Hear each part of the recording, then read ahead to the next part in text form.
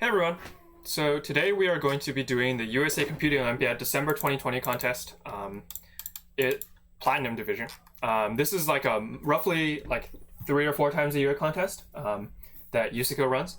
This is for selecting the US IOI team, and so I did these in high school when I was competing for trying to get on the IOI team. But now I kind of just do them for fun. So this is going to be a 4-hour window. The window is very generous. You have like a full I guess you actually have a full 5 days to do it. It starts on Friday in the earliest possible time zone and ends on Monday at the latest possible time zone. So we're doing it right at the end of the window. But we're gonna start now and try and solve as many problems as we can in the time we have.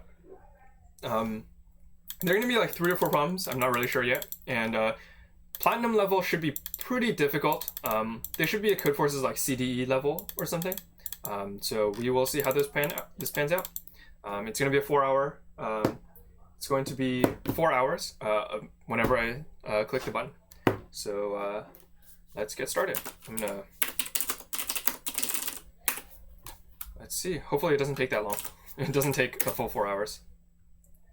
So let us get started. Let's go. All right, 3 problems. That's good. Okay, there's no USACO contest parser. Nope. Okay, so there's just 3 problem parsers. So we're gonna download.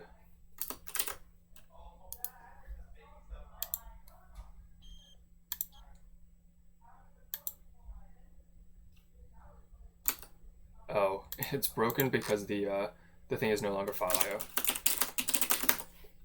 All right, so we're just gonna make 3 problems. Oh, there is no longer a file name. Okay. Yeah. So let's do. Okay, we're just gonna call them ABC. No need to be fancy. All right. So problem 1. We have 300 cows. We're trying to build each cow personalized barn. We've built barns of these sizes, and we have cows of these sizes.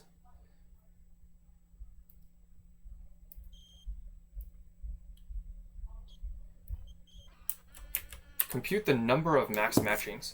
Okay, so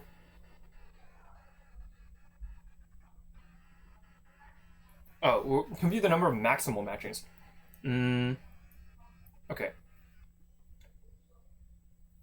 So a matching is maximal if the most important thing is that all the unassigned cows are incapable of fitting in all the empty barns, right? Which means that all the big cows must be all the unassigned cows must be bigger than all the empty barns. And so perhaps we can do something where we casework on this cutoff. Let me think about this.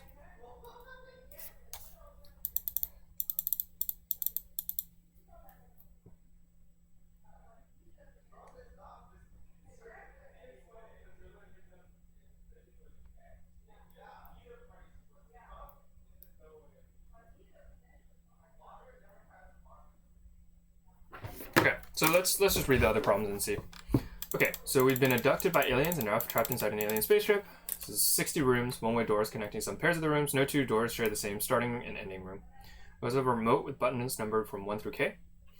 Bessie, if she completes a strange task, first they will choose 2 rooms and 2 numbers, B and...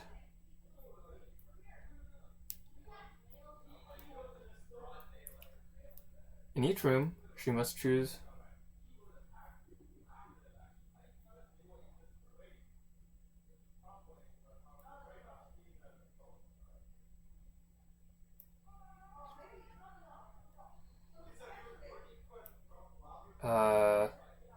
Okay, so in each room, after pressing exactly 1 button, she must choose to exit through another door or stop. If she presses a button, is it invalid to press? She presses a button with a higher number. So, essentially, one way of thinking about this is that you have this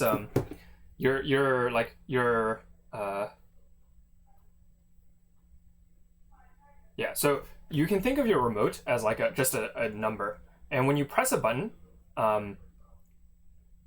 like it gets like stuck in, and then however, when you press a button, all numbers smaller than you like get popped back out, right? And so that's like roughly the process. And so in every step, you can essentially like you can just like increment. So one way of thinking about this is a binary number, and if a button is pressed in, then it's a one bit, and if it's not pressed in, then it's a 0 bit. And so we are we essentially have to like kind of increment the number, and like we can make these button presses and increment the number, and then see if we can get to t. And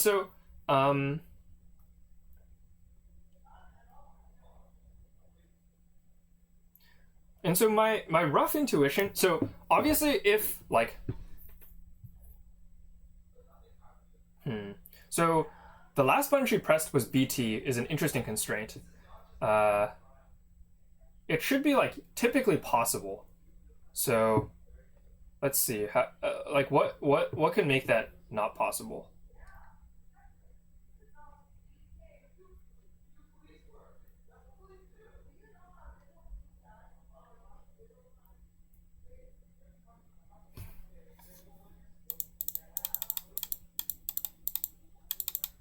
Number of sequences of rooms and button presses that would lead to her release.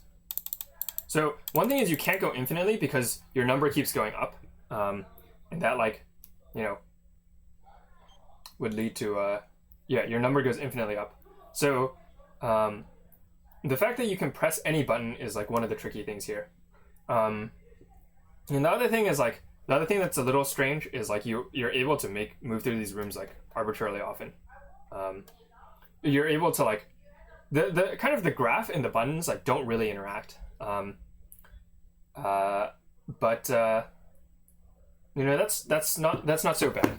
We can find a way to deal with that. The main thing is like deciding how the first button and the last button you press interact. So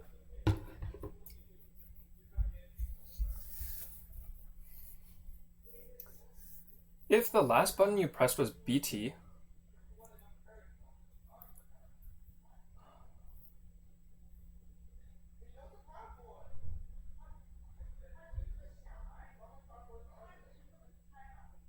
so in one step, this could be like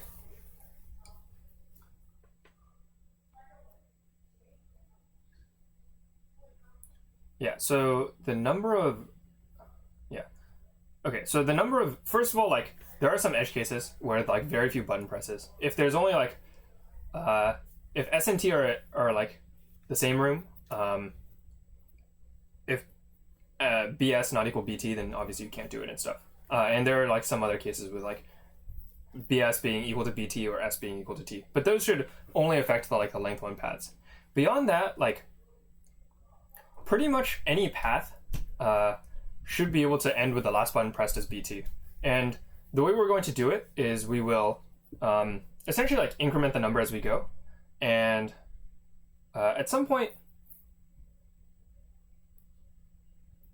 so say we just incremented the number, right? And every time we started at 2 to the BS and we like go to the end. Then like when is it possible for the last button to be pressed is BT? Well, then consider the second to last button that we like. If the last button we pressed was BT, then we're obviously fine. If the last button we pressed was less than BT, so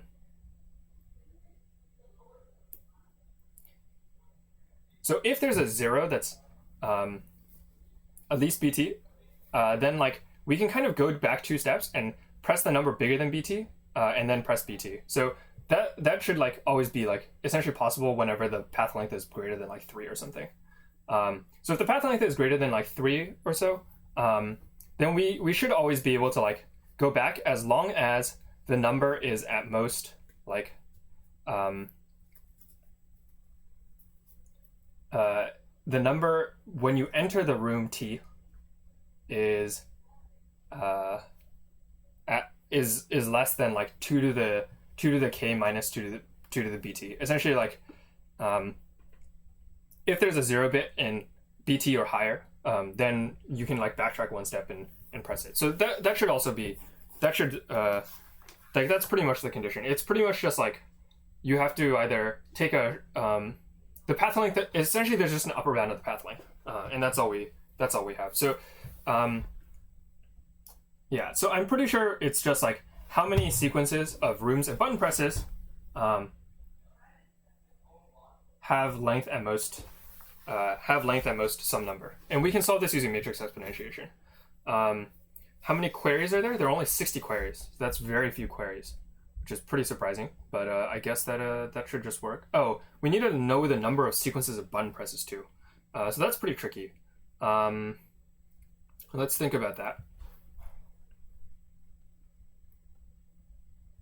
So if we press a button earlier than we have to, then that's not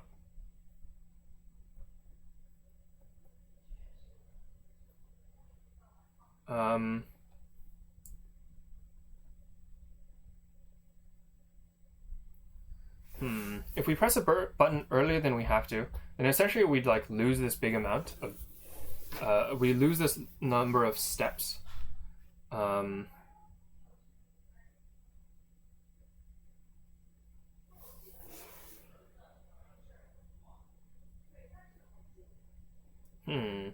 right, I'll come back to this as well. Let's read the third problem. In procrastinating our Cowmistry work needs your help. She needs to create a mixture of 3 different chemicals. Some chemicals cannot be mixed with each other, or else they will cause an explosion. Oh, by the way, the other thing about Spaceship, this is like, essentially like, if you have a segment where you only press the low number buttons, like the high number buttons actually like, the state of the high number buttons actually like doesn't really matter to you as long as you like, as long as you like make moves. So I think that's probably the solution. So I'll come back and explore that more later. We need to create a mixture of 3 different chemicals. As all good cows know, can only be present in the same mixture if A XOR B is at most K.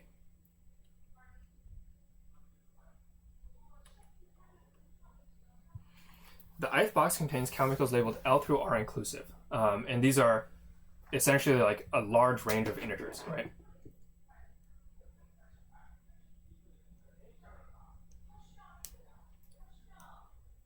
Oh, so it's the number of mixtures of 3. Okay.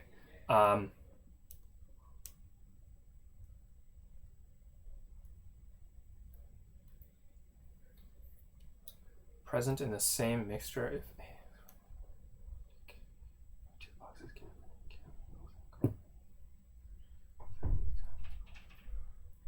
there's at least one chemical present in one, but not the other.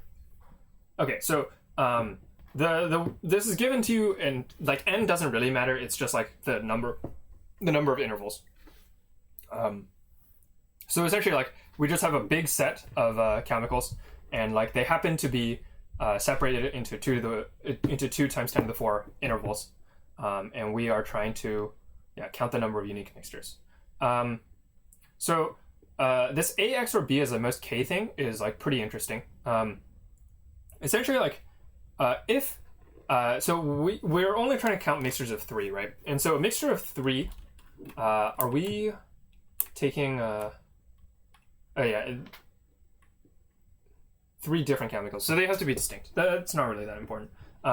So pretty much, if you consider like A, B, and C, what's going to happen is they're all going to match in some number of bits, right? For some while, and all of those bits like don't matter, right? As if they're in the same bucket, then like they have the same.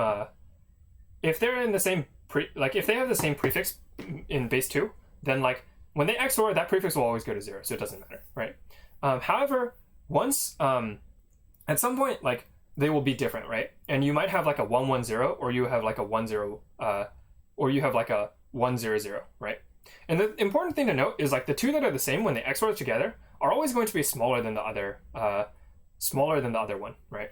And so this kind of gives us a way to like, this kind of means that the 2 that are different, like each of those XOR with the first needs to be that most K, but we don't have to worry about that third XOR.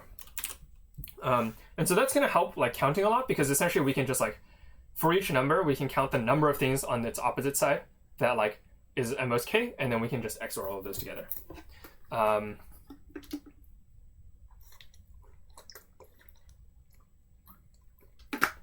So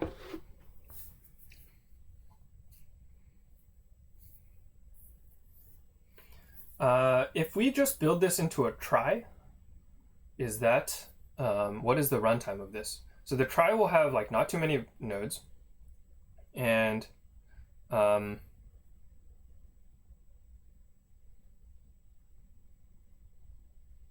yeah, and yeah. So essentially, like we can just sum everything.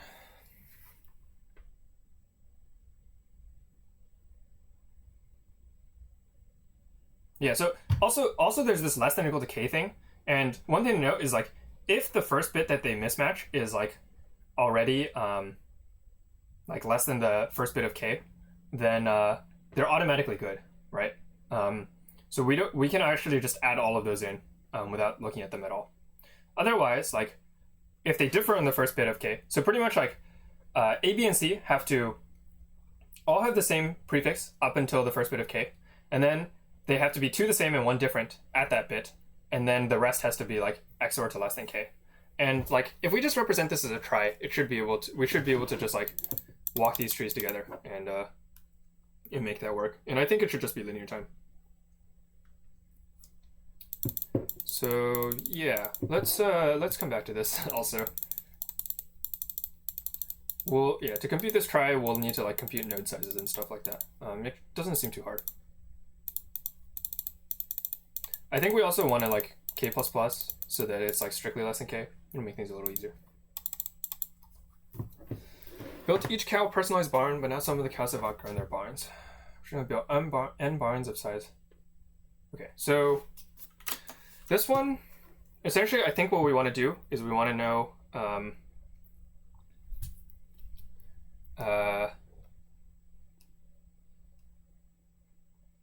for each starting room, for each ending room, how many ways are there, how many different sequences are there that walk from the starting room to the ending room. Don't press any buttons at most, like don't press any buttons above B, like don't press any buttons, don't press any buttons above B and then end here.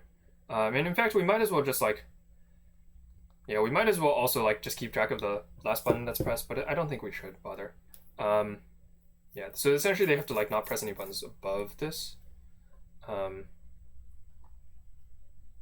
And then you press one button that's bigger, and then you can, essentially like consider the one time that we press the biggest button, right? That splits it into two things, and these two things actually have like the same transition matrix essentially. So that's what we're going to compute.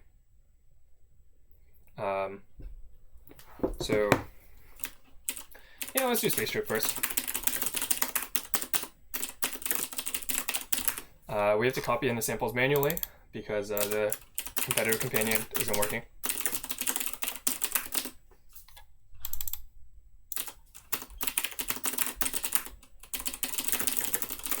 And so, how are we going to do this?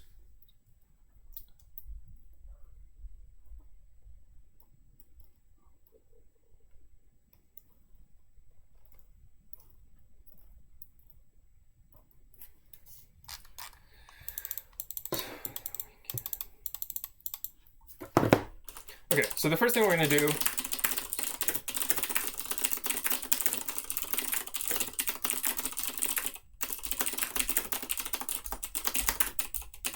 we're actually not allowed to use pre-written code. So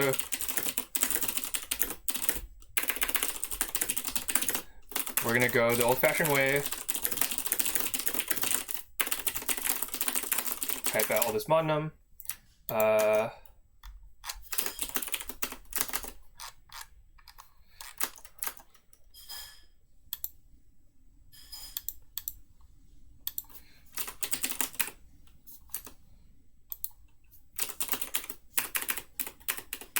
C++ 11.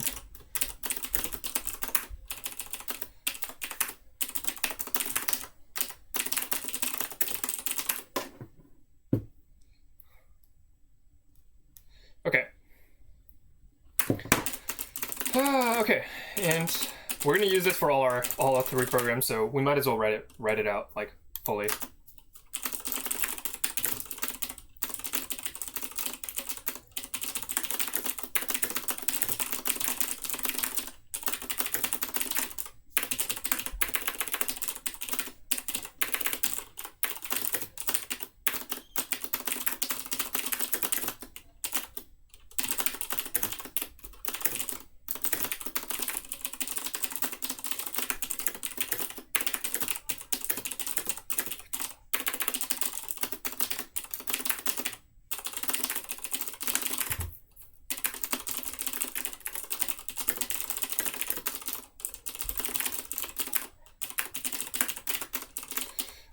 So what do we want? Friend.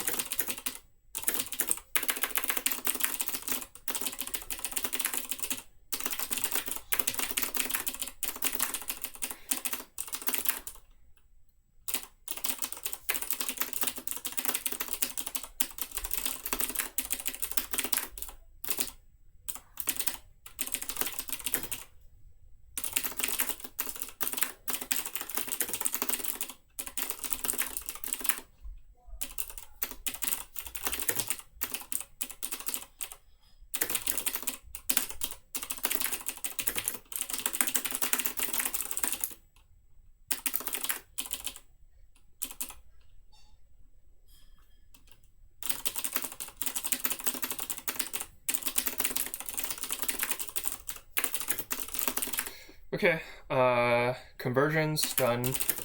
Okay, friend.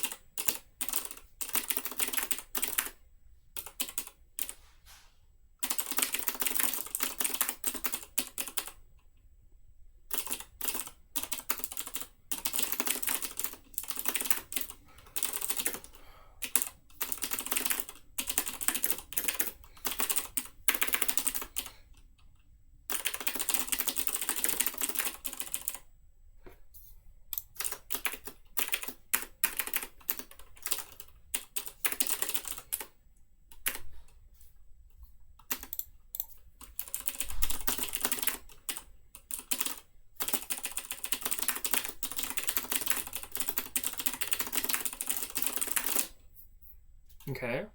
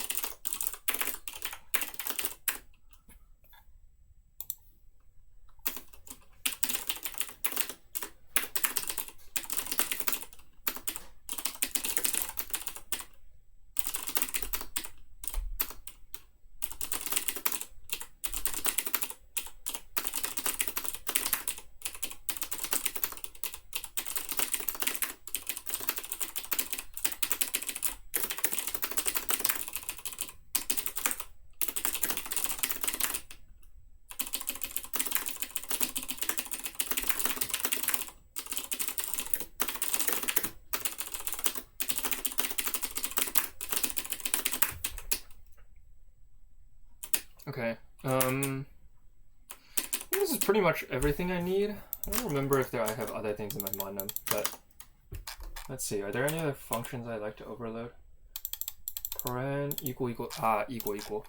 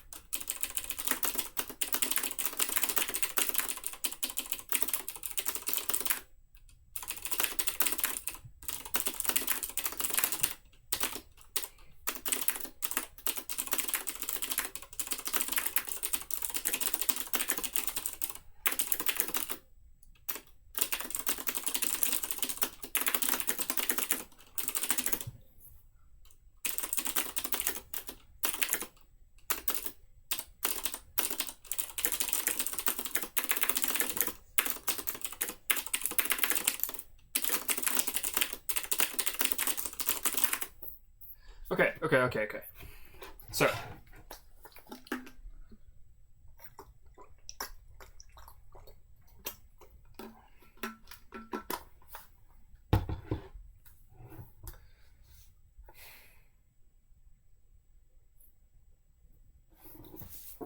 So, what happened is we're here, then we can press any number of these.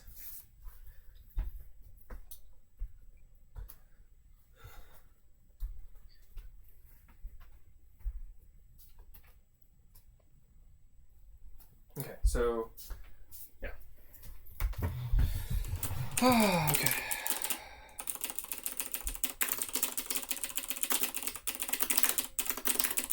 Wait, what?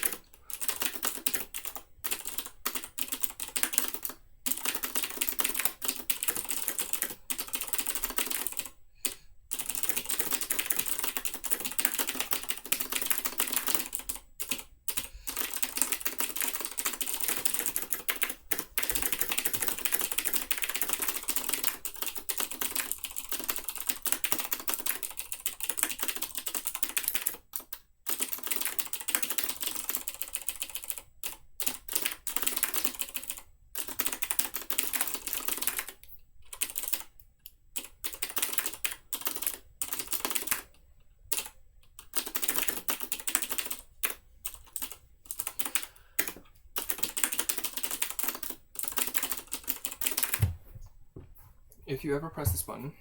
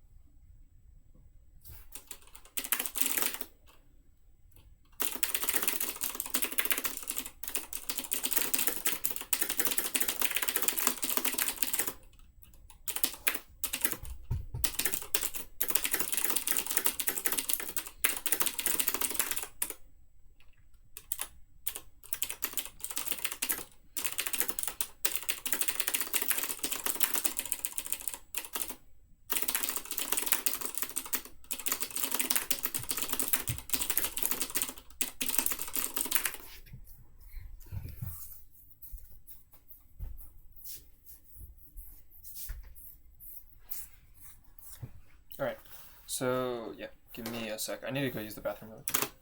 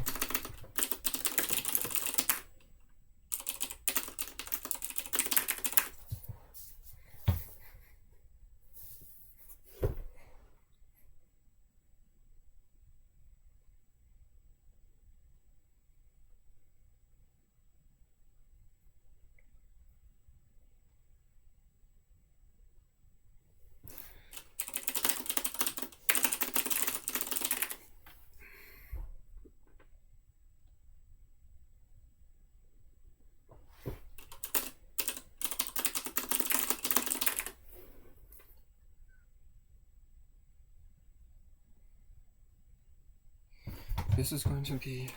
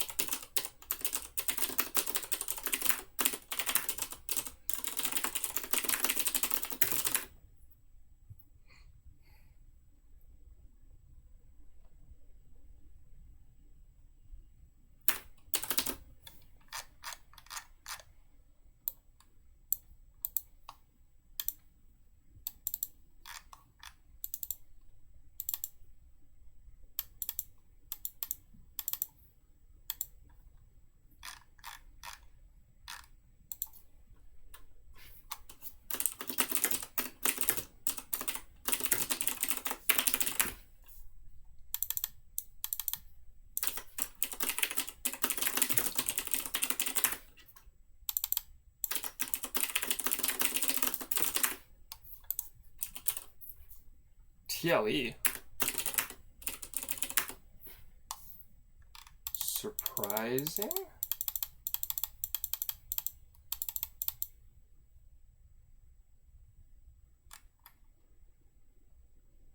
How could it TLE?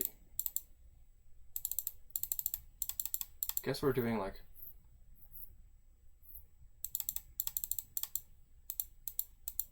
well, easy way to fix this is by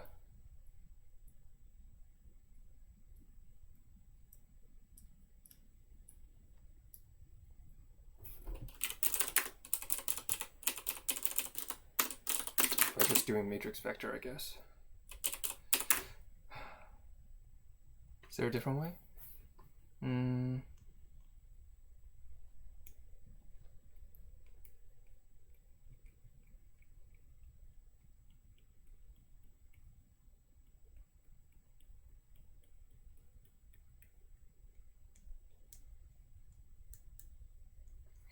Okay.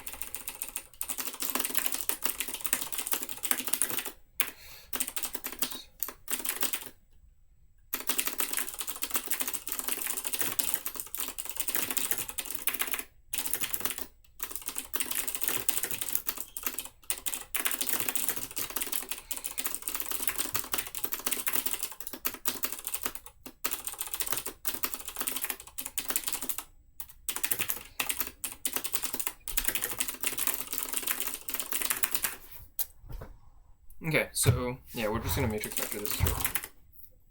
Hopefully this will speed it up.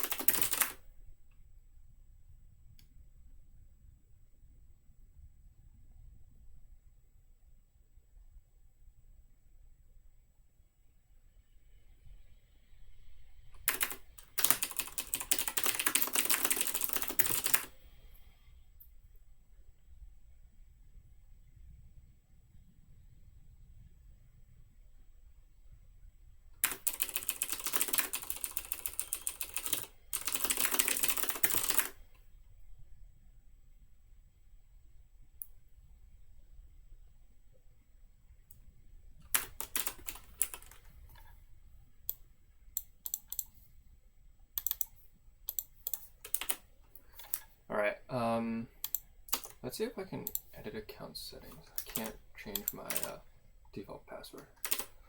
All right, well, this should pass comfortably now. It's still a lot of seconds, which is a little surprising, but you know, that's fine. Yeah, so we just optimized a lot of the matrix stuff into like matrix vector, and like shaved off a lot of like common factors and stuff. So all of that helps. We can also like pre-compute some stuff. It's another way to do it. But yeah, this is easier. Okay.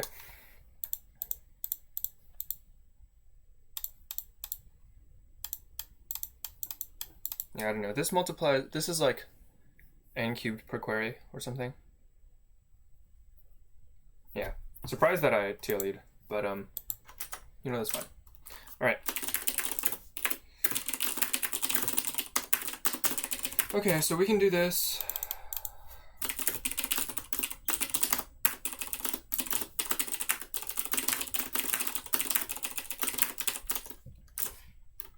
Or we can try and figure this one out.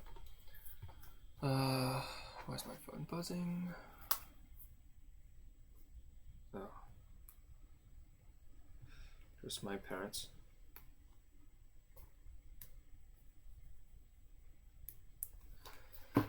Okay. Yeah, so we're gonna need this mod num for all 3 programs, but you know.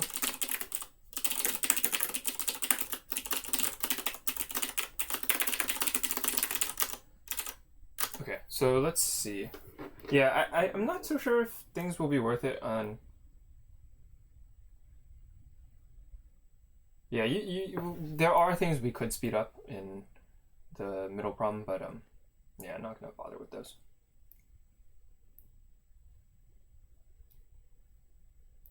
Okay, like we can speed it up to. Yeah, I don't think we can speed it up past like n cubed. Or yeah, like n to the 4 or something. So I think that's probably the bottleneck. I think the query is already out of the bottleneck. Okay. Yep. So let's see.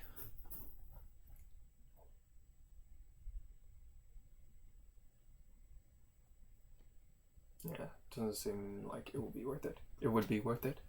Okay.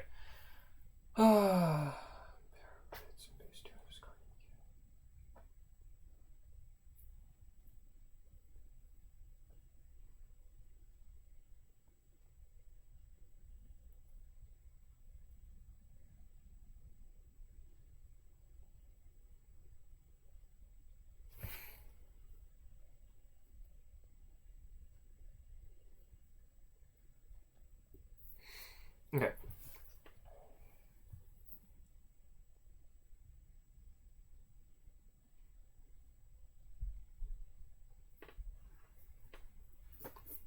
Wants to know how many mixtures of 3 different chemicals she can create.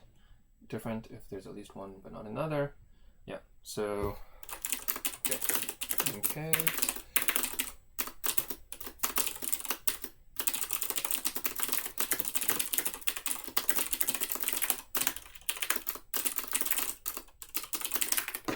Okay.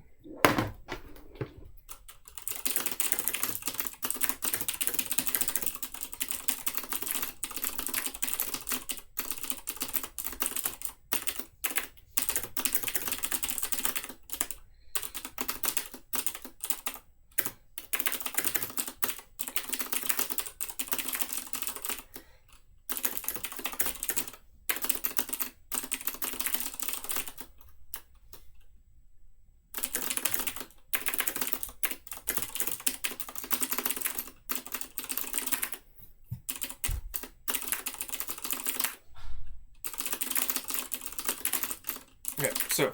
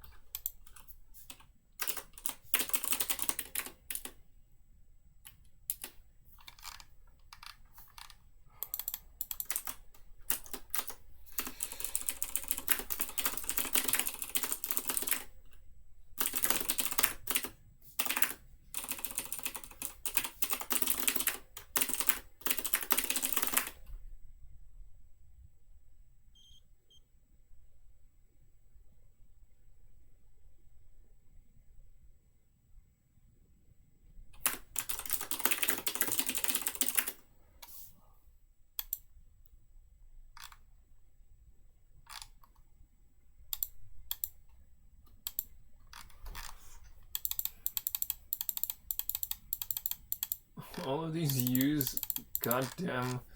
All of these implementations use C++ 14 things. Ah, goddamn.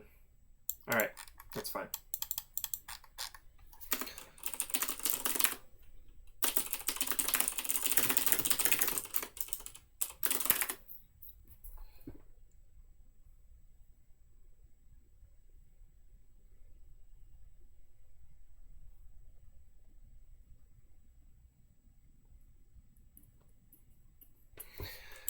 Okay. Define things globally. Sad.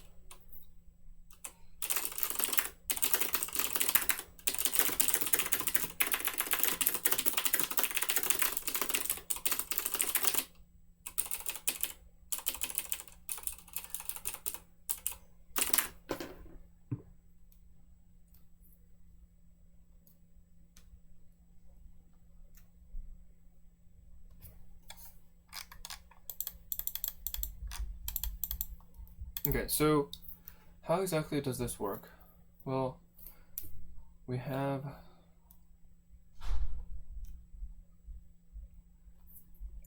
O of n log n different intervals, like 30n intervals, which is 3, 5. And then for each of these 3, 5, like we can just compute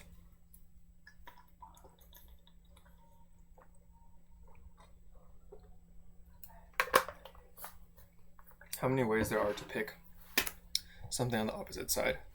So yeah, all right, let's do it this way.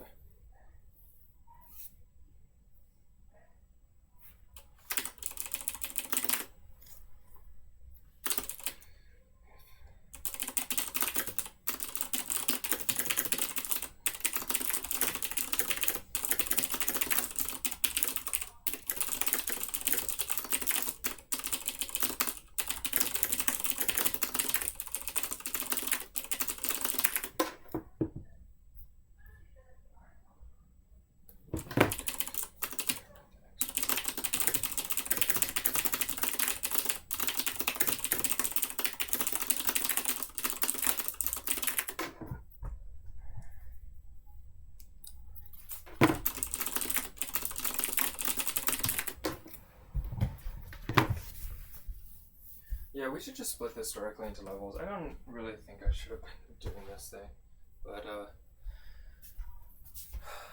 yeah, we should have just split this into intervals of the appropriate size, and then like for each of these,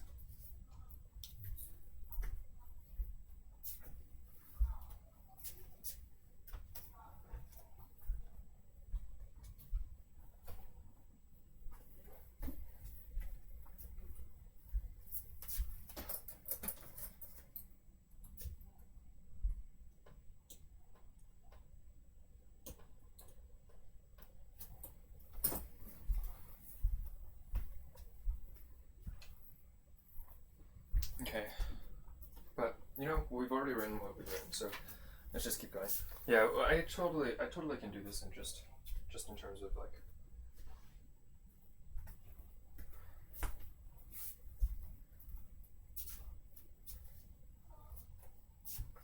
Okay.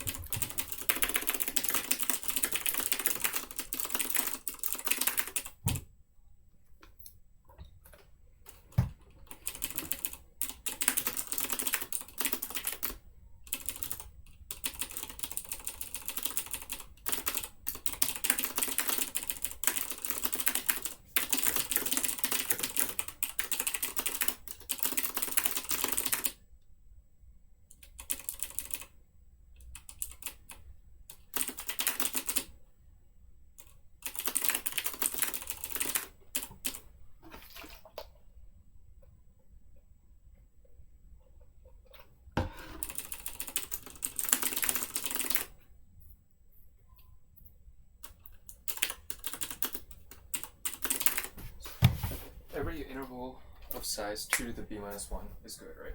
So if level is greater than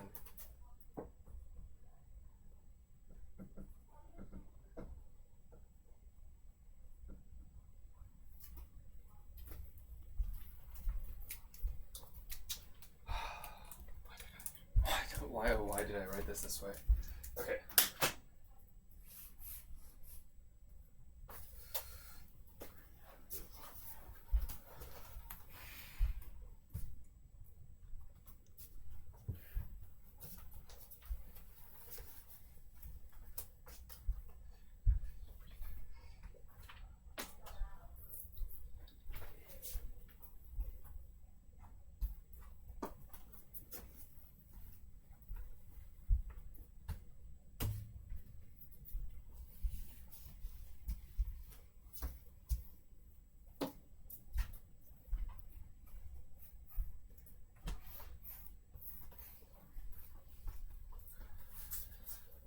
Oh my god. I wrote it this way and it's going to be kind of annoying to fix. But, you know, I want to go to sleep, so I'm going to just power through. Yeah, so what do I need?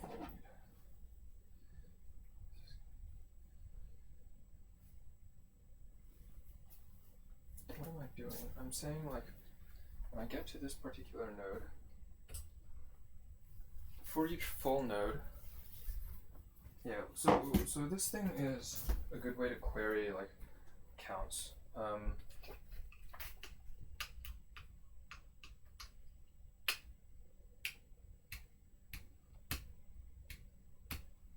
Okay, yeah, so n dot size, okay, so level equals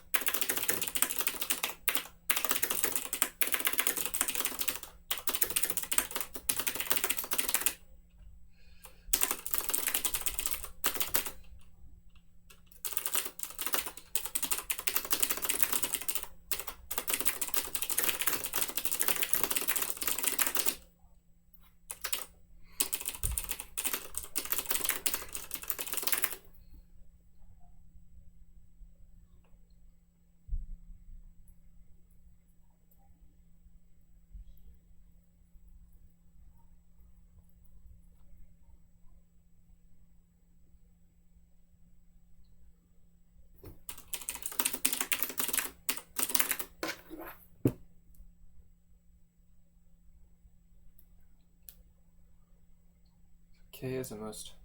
Yeah.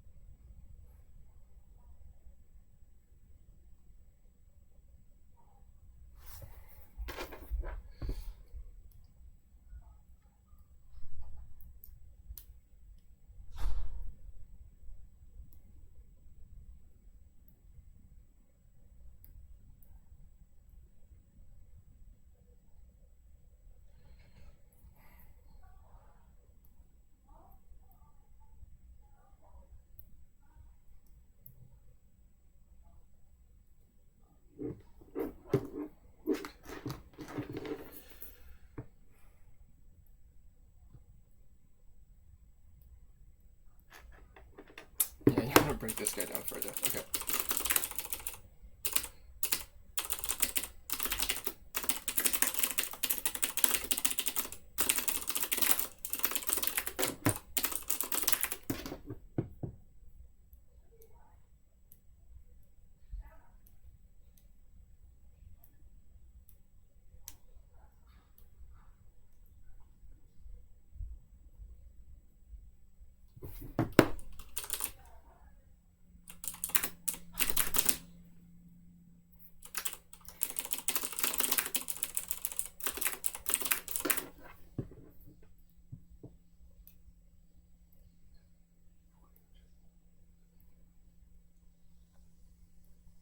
Holy fucking shit.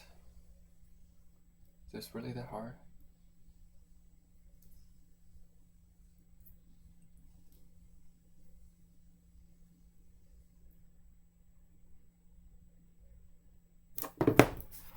Oh my god. Yeah, what we're gonna do is just count the number of common things, right? Okay, that's what we're gonna do, right?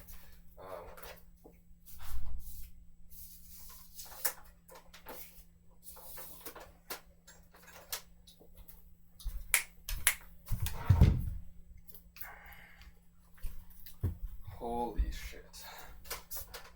Why is this so much more of a mess than it needs to be?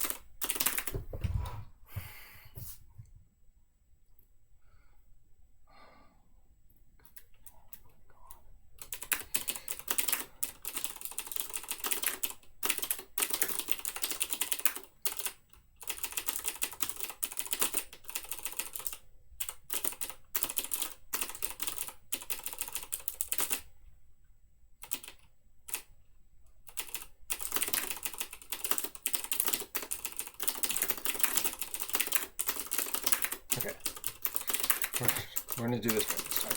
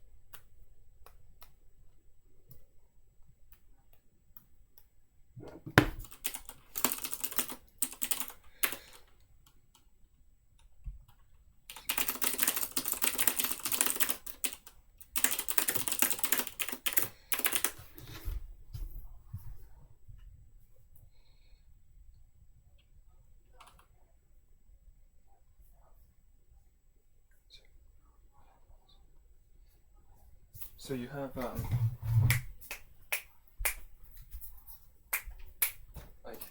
so if I have a range, this range,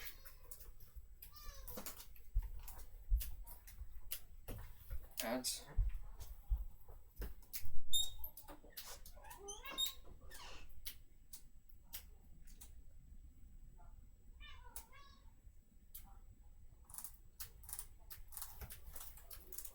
XOR any number from this. Okay, so this range, XOR any number here. This and any set of bits, XOR this and any set of bits, some multiplicity.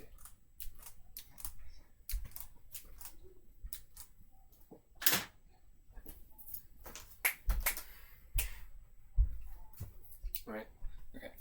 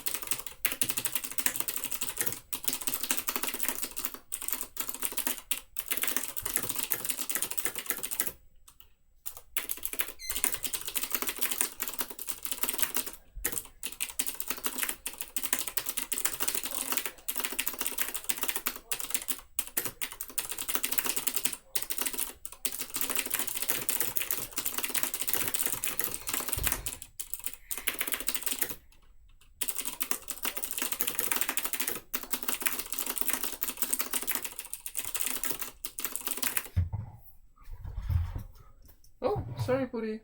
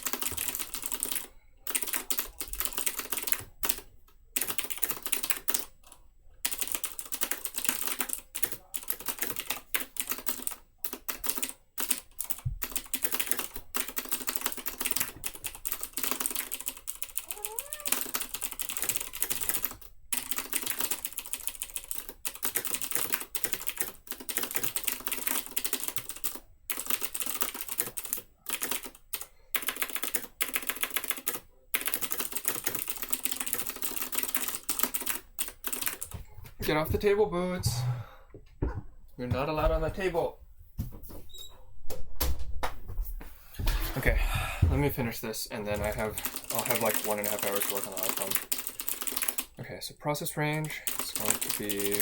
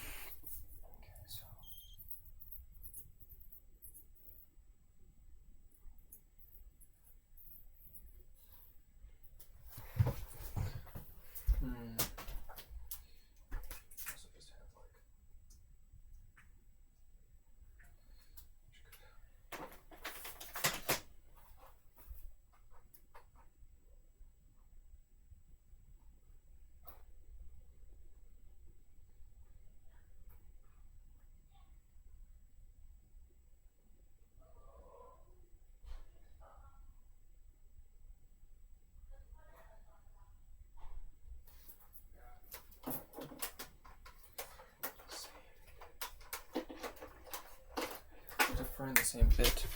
So we'll just like case work on which bit it differs in, right?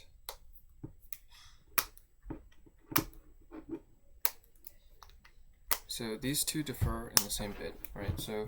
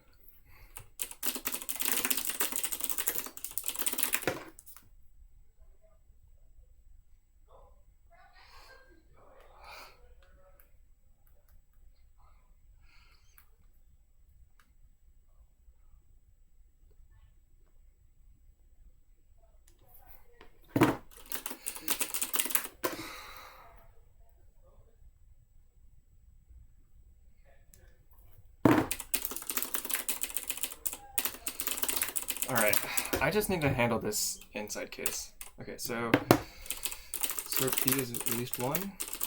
Assert K is at least 2. Assert B is at least 1.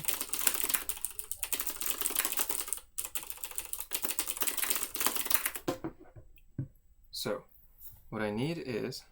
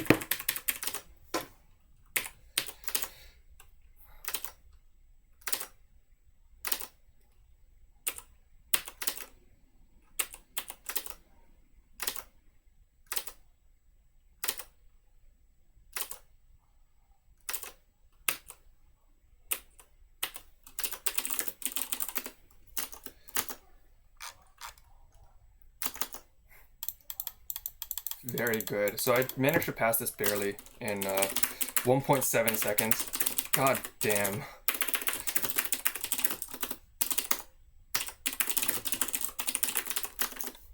Alright, we have 1.5 hours to finish this last problem, so let's figure out how to do it.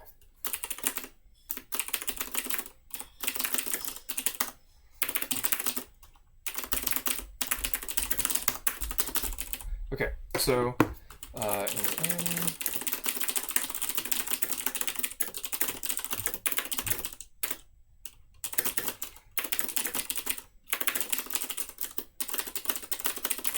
okay, so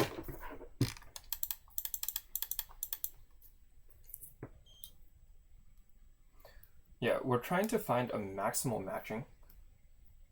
Okay, so unassigned cows. Okay.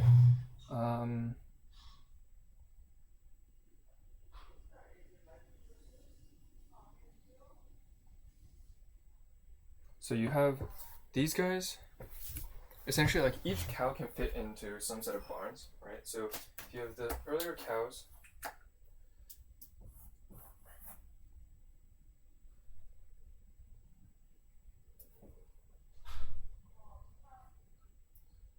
the cows.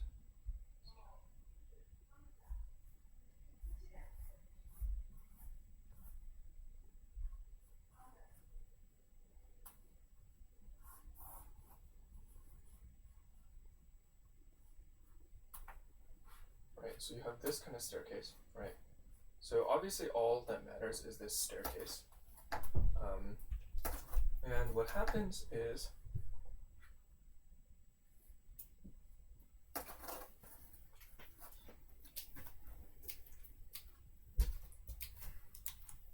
so say the smallest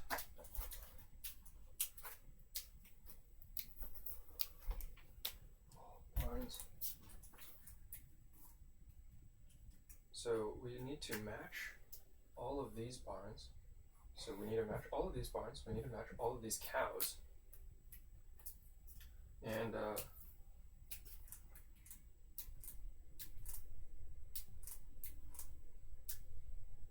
sorry, the barn size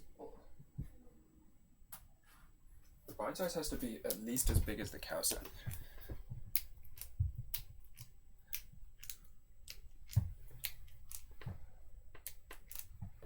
Okay, so for larger cows, you need larger barns, right? So yeah, these are the barns that like can fit you. This is the good region and this is the no region, right? And so what happens is if there's a cow that's bad, right, then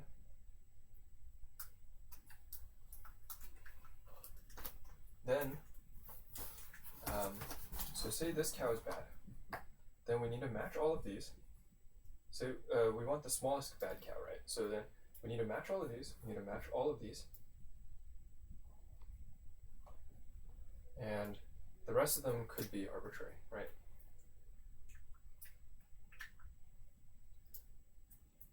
Yeah, so then this is a question mark, this is a question mark. And we want to count the number of such matchings, right? Yeah, so I guess what we should do is we should kind of just sort them and then like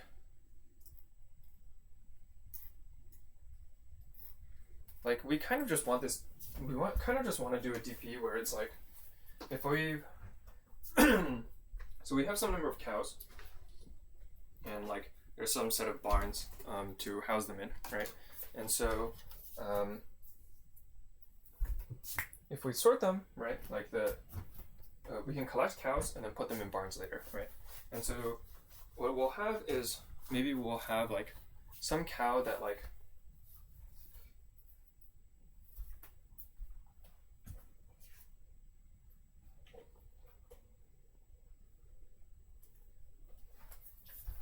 and so at every point in time we have some number of unmatched cows, right? But more than that, we actually have some of these cows like must get matched, right? And then some of these cows can just do whatever.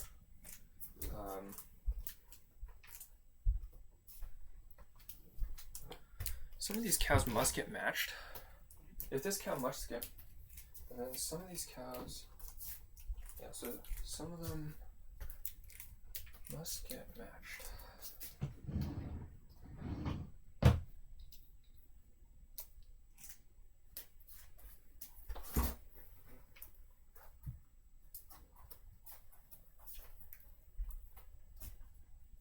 Some of these must get matched.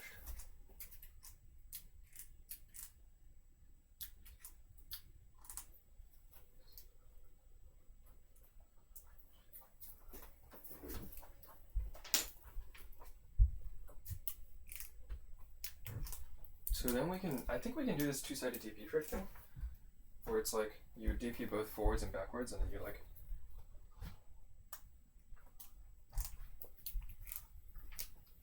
okay, so pretty much like some of these must get matched.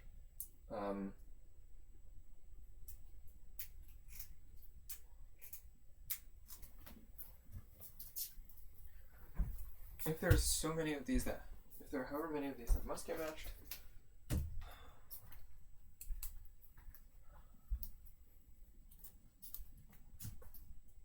yeah, so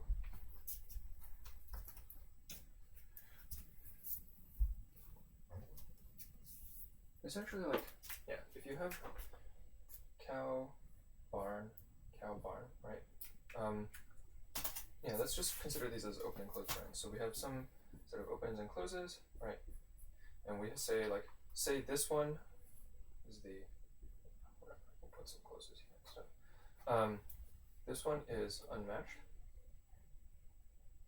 right? That means that this is the number of ways. So that means that from this side,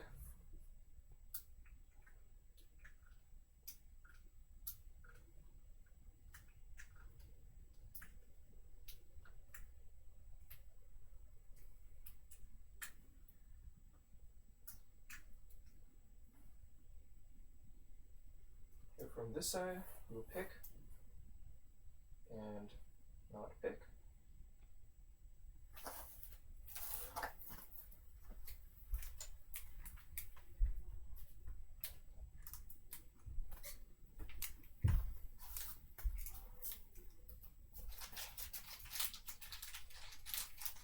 And from this side, so all of these guys must be matched, right? So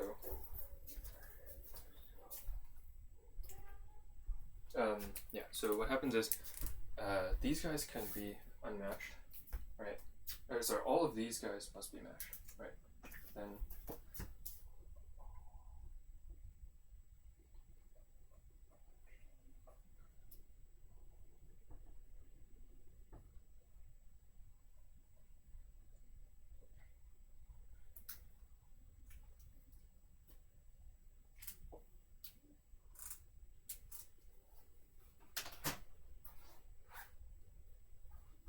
okay, so as you process these, you can either match this guy against one of these,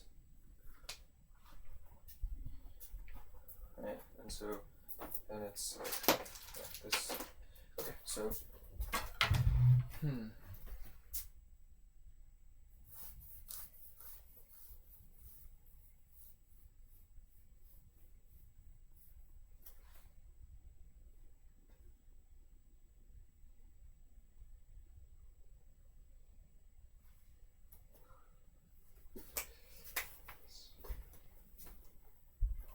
closes must get matched.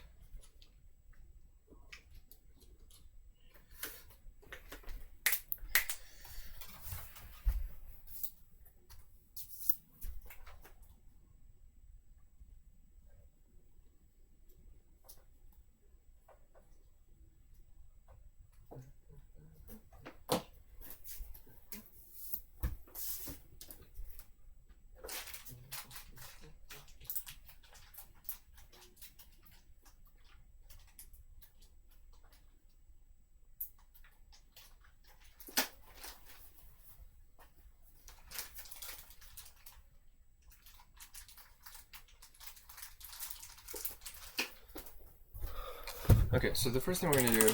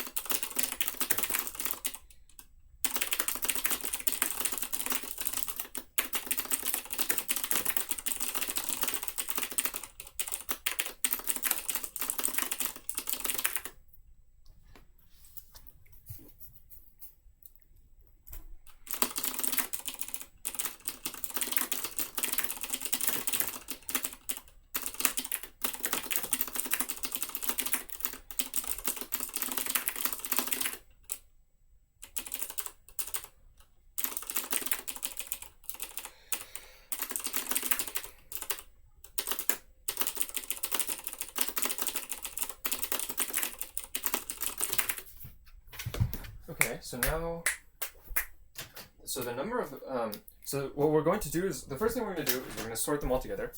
So now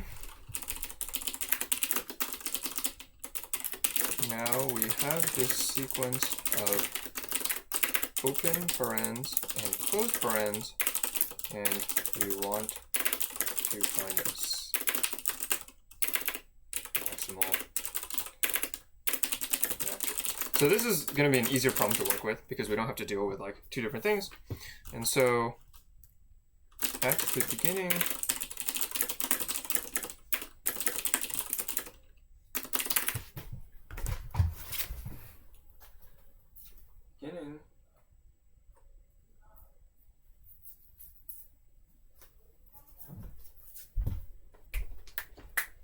so fix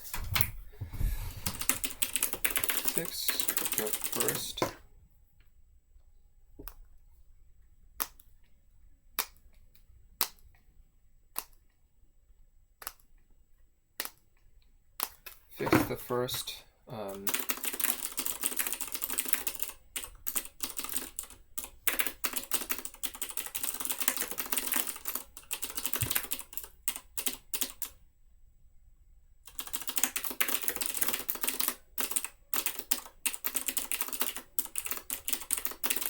so what we're going to do is we're going to fix the first unmatched one, and now before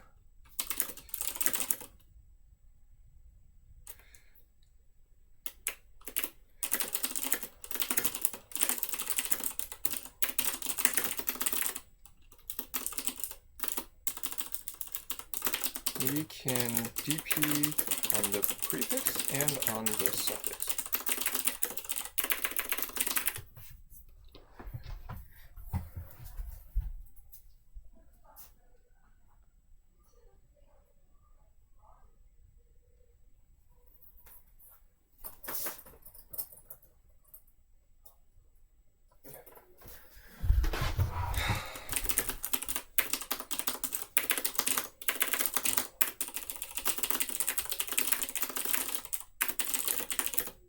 Oops, that was pre-written code.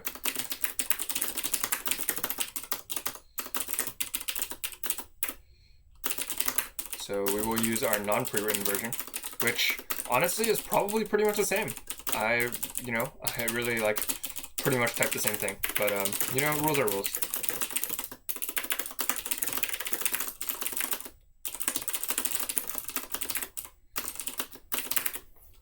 Okay, so vector.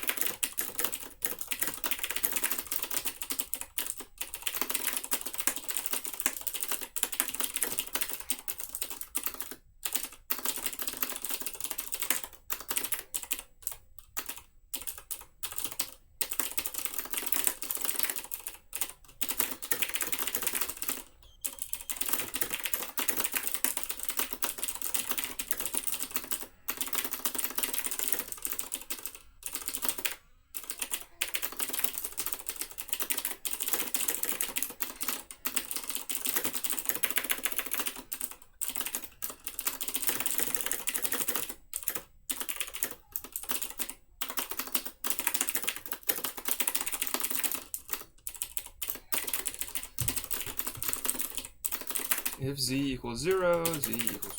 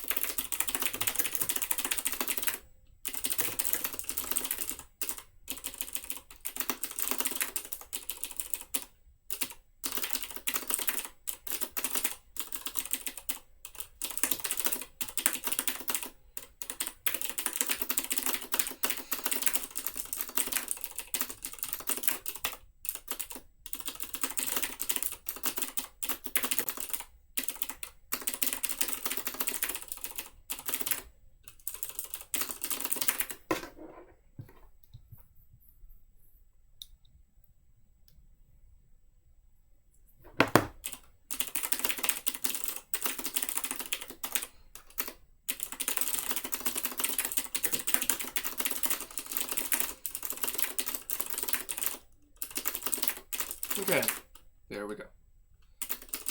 Ah.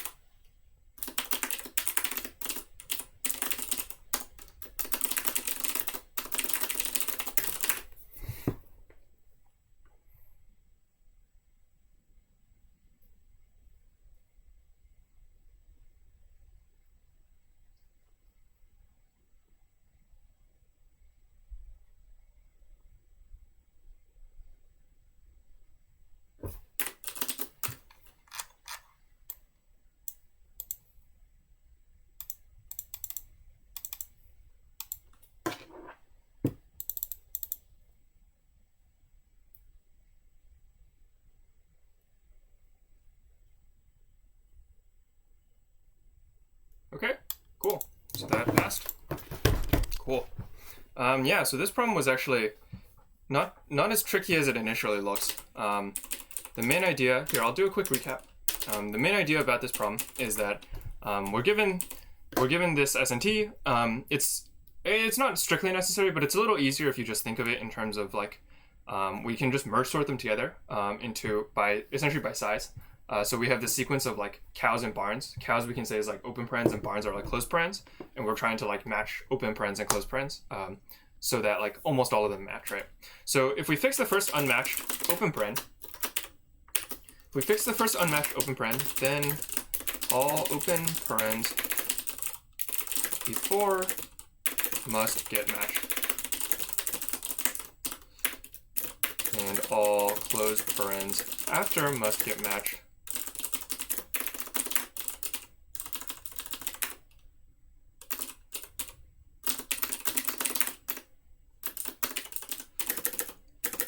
Also, all closed parens before are allowed to be unmatched, and all open parens after are allowed to be unmatched.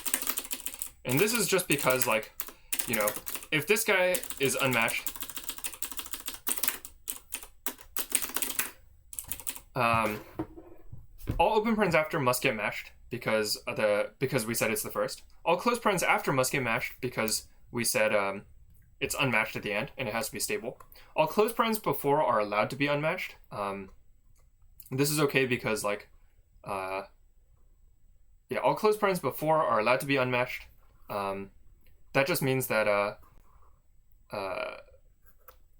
that's just because, like, because we're the first unmatched, then, like, they're allowed to be unmatched because we're guaranteed that they're before the first unmatched open. And all opens after are also allowed to be unmatched because kind of this is the first unmatched, and so, like, all closed parens after are matched, so all opens are also allowed to be matched. And so this is actually really symmetric. I actually don't fully understand why this is so symmetric, but we can DP on the prefix and the suffix. For the prefix, it's number of currently unmatched. State is number of currently unmatched open parens. And for the suffix, state is number of currently. So one reason why this is useful is that, like, we can essentially say, like, everything before we have, like, we choose, like, opens and closes, and we kind of choose how they match up. And then the opens, like, there might be some excess opens that need to get matched. And so the state is the current number of currently things, and then for the suffix is number of currently. And the best thing about this phrasing is that in order to try all of these, like, we're naturally going to be going forwards from the prefix and backwards from the suffix. So actually, if we just store these DPs, we won't need to compute, like, we can do this DP. We can do this DP one time, and it will be enough for all of these choices of the unmatched open paren. It'll be enough for all choices of this unmatched open paren. We won't have to, like, fix the. We won't have to like run the DP again for every single choice of our open paren. So that's what we're actually doing. So in this case, we're computing it in a loop because it's very symmetric. We're actually going to use, like, this. I don't know what to call this trick, but pretty much, like, if you're doing two things like that are very similar, you can put them in a for loop that just iterates through two things. That's often, like, the easiest way to reduce the thing. And then you can also reduce things instead of pulling it into a function or anything. You can just put these in a loop, in a for loop that runs twice. Between the two loops, we reverse everything and negate everything to, like, reverse the whole open closed paren string. And then as we DP, pretty much for each vector, we say that either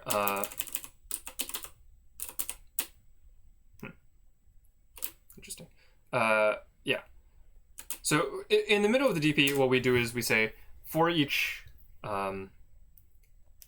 if we encounter a closed paren, let's just say we're DPing forwards.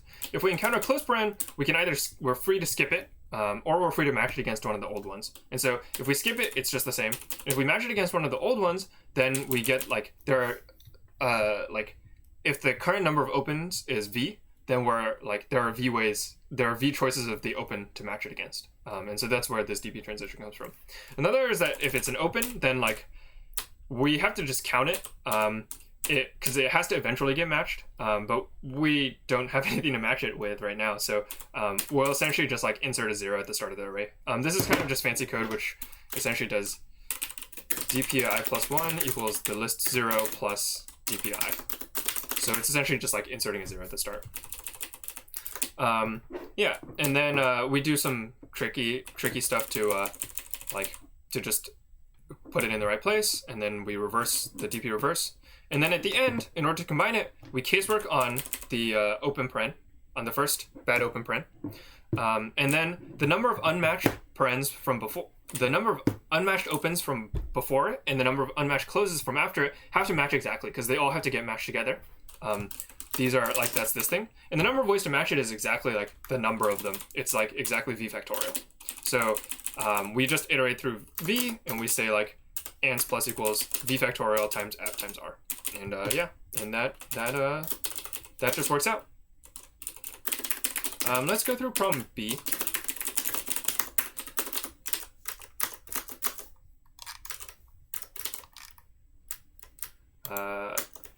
So problem B is a pretty interesting problem. And so this is really like kind of a case study in like matrix exponentiation and that kind of thing. The main idea is like, if we have a sequence of time where we like only press like say the first 20 buttons, like say we start with the first 20 buttons unpressed and then we, and then like the period of time where we like press buttons less than like 20, like we don't really care about the state of the buttons like 21, 22, 23, 24, etc. And so we can formalize this by saying like, let's just consider that maximal length of time when we like don't press any buttons smaller. And in fact, what we're going to do is we're going to compute the number of ways to take a non-empty number of steps. The other thing we're going to do is that these the graph we can think of kind of as a matrix. I'm going to phrase a lot of these things in terms of matrix multiplication, but you can also just think of it in terms of DP. In fact, DP and like shortest path DP and like matrix multiplication are pretty much exactly the same. So yeah, so I'll phrase this in terms of DPs. So pretty much what we're going to do is for each I and j, we're going to for each like upper bound k, we're going to pre-compute the number of ways to take a path from I to j, and press buttons, only buttons that are less than k, assuming that we start empty and end however. And so how does this work? Well, if we're not allowed to press any buttons, I'm not going to include the buttons we press at the start or the end. And so if we're not allowed to press any buttons, then we obviously like, we have to take exactly a single edge. So we just, I just write this down. If you're allowed, otherwise, like if you're allowed to press a 1, right, then you can either not press a 1. That's kind of your choice. Like your path from I to j either like doesn't ever press 1. And if it doesn't ever press 1, then like it's just the same as pressing like only up to 0, right? If it does ever press 1, then if you're only, so say we're only allowed to press things like less than 2, right? And so if we're allowed to press 1, we're only allowed to press things less than 2. So we can either press 1 once, or there's never a way to reset 1 because we're not allowed to press 2 or higher. And so we either never press it or we press it exactly once. And if we press it exactly once, then like there's like essentially I could write out this DP, but essentially this goes from like S to T and then T to, like, this essentially is just computing the number of ways to go from we essentially just do this n cubed DP where we say, well, if we press 1 once, then we have to press it at some point, and we'll say that point is like k, or like say that point is like m. Then we have to go from S to M, and then M, like S to M, pressing only like buttons smaller, and then M to T, using only buttons that are smaller. And so that's actually exactly matrix multiplication. If you think about matrix multiplication, it's actually exactly like you're saying the number of paths from I to j is the number of paths from I to k times the number is the sum over like all middle points k of the number of ways to go from I to k and then from k to j. This is actually the, like, especially for like DPs and this kind of matrix exponentiation, this is probably the best way to think about matrix multiplication. It's just you're taking this as a path from the incoming index to the outgoing index, and we're saying like it can go through any of these intermediate points. So once you have these, then the like computation is not too bad. Pretty much what you do is you say like, okay, let's just think about the biggest let's think about kind of the increasing sequence of button presses from S and the decreasing sequence and the increasing, like, this process is actually reversible, right? So we can kind of, aside from like walking through the rooms, the button presses are actually kind of follow the same rules from both ends. But we'll have an increasing sequence of button presses from S. So we'll press S at the beginning, and then we'll press like, maybe we'll press S plus 1, maybe we'll press like S plus 2, maybe we'll press S plus 3, and then we'll press like S plus 4, like the next biggest one. And if we consider this like maximal increasing sequence, say like we press S and then the next thing bigger than S that we press is S plus 4, right? That actually doesn't matter too much. What really happens is we can press any number. We can press any sequence of buttons that is strictly less than S. Like that only uses buttons up to S minus 1 before like pressing S plus 1. And so we can like essentially like do that sequence, and then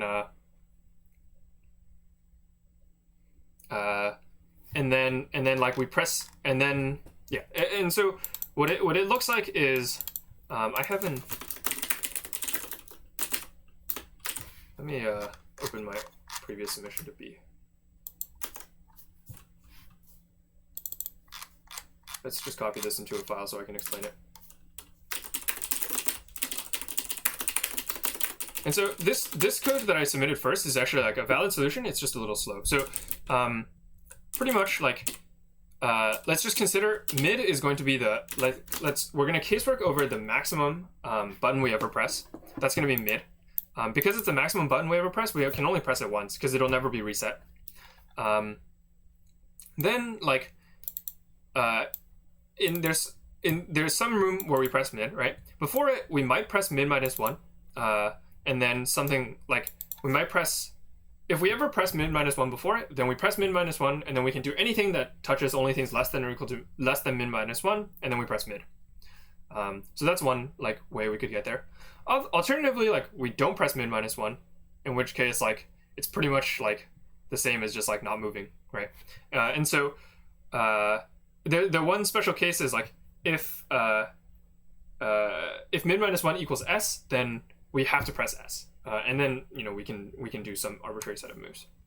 And so what it looks like is you go from mid minus 1 down to the first button you press, and if it's the first button you press, then you just like multiply this thing in. Otherwise, you have the option to not press this button at all, or you can press this thing. And the same thing goes on the other side. And then you kind of just and then like in the end your path, you kind of just take this path. To speed it up, this is kind of slow. So to speed it up, we essentially use a few different tricks. One of them is that like one of them is again this prefix suffix trick. But I'll talk about one of them first. So we're working with all these matrices here, but one thing to remember is that these matrices store like for all possible start points, for all possible end points, how many ways are there to go through, like get from start to end under these conditions, right? But we actually only care about like one start point, which is like S, and one end point, which is T, right? I mean, so we do have to care about some intermediate start and end points, but we can use this to our advantage. So because we're only going to look at like the outermost start point is S, we can actually write it. Sorry, where is it? Yeah, we can essentially instead of storing like from all start points to all endpoints, what is going on? We can just store like from S, or I renamed it to U. So from U, like what's the number of ways to get to each point? And we're always going to like look at a prefix of our path. And we can do the same thing of ending at V. So one way of thinking about this, if you're more familiar with linear algebra, is this is matrix vector multiplication. And matrix vector multiplication takes O of n squared time instead of O of n cubed, because you kind of only care about the results of on this vector. So we can do that. And the other observation is that like as we increase mid, pretty much like we have like parts of the path that like go upwards from S and upwards from T, and like they like we want to count the number of ways for them to meet at like some highest button press. But like as we keep increasing this, essentially like we add in a segment of a path here and add in a segment of the path here and allow it to get a little higher. Pretty much the observation is that as mid increases, like the left part and the right part, like actually like we multiply. We've done most of the computation of the left part and we've done most of the computation of the right part. This is pretty much prefix sums and suffix sums. And so we can also do that optimization. And then this thing actually still takes a while to run, but it's definitely a lot better. So yeah, that's Spaceship. There's some like matrix multiplication way of thinking about it. But matrix multiplication, remember, matrix multiplication is really just doing the DP on the number of paths from S to T. Like that's all a matrix represents pretty much. Like if you're not going to do like Gaussian elimination or anything, and you're only looking at matrix multiplication, that's all a matrix is. The last problem is, this problem took me a really long time to do. The idea is really simple. The idea is that you have a bunch of intervals, and you want to find triples of points in this interval. You want to find triples of points, so that let's see. You want to find triples of points such that each point is in this interval and the 3 points are distinct. That's actually kind of a pain, but the 3 points have to be distinct. It's not too much of a pain. The 3 points have to be distinct, and also AX or B has to be at most K, BX or C has to be at most K, and AX or C has to be at most K. So one trick you can often use is, it depends on the problem, but sometimes less than or equal to is easier, and sometimes less than is easier. I think in this problem, less than is easier. So I use less than. So there's a few different ways like of approaching it, but I'm gonna talk through like kind of the approach I ended up with. So the first primitive that we're going to use is that, well, let's make a few observations. First of all, if A, B, and C, let's just consider a triple ABC and talk about how to find out if it's good. So first of all, if ABC are all, first of all, ABC, because if we let the biggest bit of K be B, if ABC differ in a bit that's greater than B, then obviously like they will XOR to something bigger than K because they're different there. So that's always a no-go. If ABC like all share the same bits, including bit B, then AX or B is always going to be at most 2 to the B, which is always less than K. And so if this is guaranteed to be less than K, then we don't have to worry at all. Like they're guaranteed to be less than K, so we can safely just like check that triple off. Otherwise, let's say that they differ. The first time they differ is exactly at bit B. Well, then 2 of them must be the same and 1 of them must be different. So it's either like 0, 1, 1, or like 101, or like 1, 1, 0, or like 0, 0, 1, or 0, 1, 0, or 0, or 1, 0, 0. If you consider like that bit, the bth bit of ABC. And so one thing that's nice to note is like, well, the 2 things that are equal at that K like are guaranteed to work out already, right? So if the bth bits are 0, 1, 1, then the 1, 1 is already good. So that means that we can essentially just say like, yeah, so we split this into 2 parts. If they match on all bits, including the bth bit, on a prefix of bits, including the bth bit, then it's automatically done. And we just like do this like special like counting thing to find the number of triples that fall into the same like bucket of size 2 to the B. To do this counting, like it's a little tricky. The way I wrote it ends up being like decent. You just do like a lot of like you just write down a lot of chooses and functions and stuff, and it all just works out. So I won't talk about this too much, but it does work out. So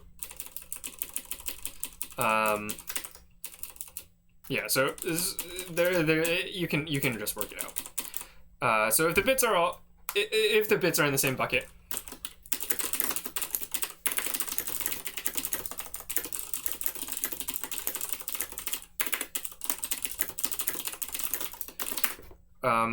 okay. So otherwise, if there's 0 and 1, well, one way of looking at it is like, the 1 1 is already good, so we just need to like pick the 0 and then count the number of things that are good, that are like within, that defer at the bth bit but are but XOR to within k of it. And so this is kind of the second part of the problem. And one way to do this is kind of let's just take these intervals and just generate the possible XORs with like 2 to the k. Generate like all possible XORs of this with something that has 2 to the k. And so this is like, can be a little tricky, but if you work it out, it's not too bad in the end. So one observation, one primitive that we can use, which is a very helpful primitive, is that if I have an interval from L to R, I can like break it up into intervals of that are like aligned with powers of 2, into log n intervals that are aligned with powers of 2, that like union together to form this interval. So I can split it up, and pretty much it's like, you know, if L is odd, then we'll like take L and L plus, we'll take like L plus, like just L, I guess L to L plus 1 as like one interval, and then like increase L so it's even. And then if like R is like 2 mod 4, then we can chop off this interval of size 2, right? And essentially, like, as we keep doing this, like we break it smaller and smaller. This is the same as the seg tree. Like the code I wrote is actually like essentially the same as the seg tree code. So you can, if you take a look at like the bottom up seg tree, this is actually totally the same idea. In fact, one can even argue that a seg tree is about splitting an interval into splitting an arbitrary interval into log n different smaller intervals that are all aligned with powers of 2. So we can do that split, and then for each of those intervals, so we can process each of these like aligned intervals separately, and then for each of these aligned intervals, we can essentially just XOR it with like, we can also split like 2 to the b through k into these intervals, and then if you have 2 aligned intervals and you consider their XOR, it pretty much hits another aligned interval some number of times, and you can work that out pretty easily. So yeah, so we just then we take those counts and we put them into an events array. We sort the events array, and then we just process it, and that is, yeah, that's pretty much the end of the yeah, that just works out and successfully computes the total answer. So this whole thing runs in my code actually runs in very close to 2 seconds. And this is because like I do this relaxing, like I relax everything and I spread everything out into these separate event arrays. And then not only do I do that, I also like sort everything. And so I think there are more efficient ways to sort it and stuff. Like we can essentially bucket sort these intervals and stuff. But yeah, I didn't want to bother doing that, so I didn't do it. So yeah, so we end up just very close to the time limit. I do think we can optimize this, but I'm not really inclined to do it. It passes in like 1.7 seconds, which is good enough for me. So yeah, that is this. That is that. We finished in just about 3 hours, I think. And yeah, thank you guys for watching. Yeah, I can't actually see any of the easier, like the problems in the other divisions. But I think maybe I'll talk about them next stream. I'm not, maybe I will. Yeah, if someone brings up a question, I can take a look.